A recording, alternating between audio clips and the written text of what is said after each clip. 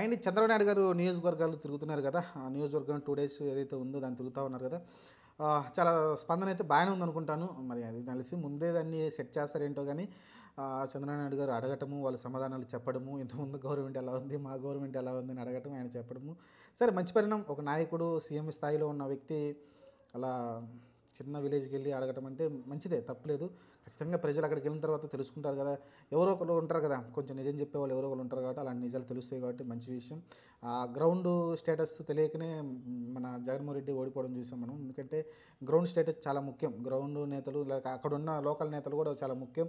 ఇప్పుడేంటంటే చిన్న చిన్న నాయకులను కూడా కలుస్తారు. ఆ ఊరు సర్పంచులు కావచ్చు, ఎంపీటీసీని కూడా కలుస్తారు కాబట్టి లోకల్‌గా అక్కడ ఏం జరుగుతుంది ఇప్పుడు ఏదైతే వ్యతిరేకత కనిపిస్తుంది నేను చెప్పాను కదా!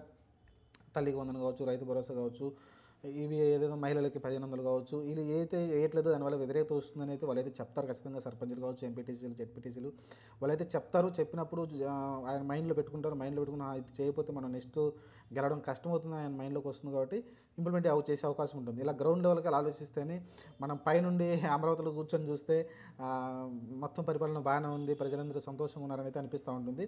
సరే చంద్రబాబు నాయుడు గారు అయితే ఒక మంచి పని చేస్తున్నారు.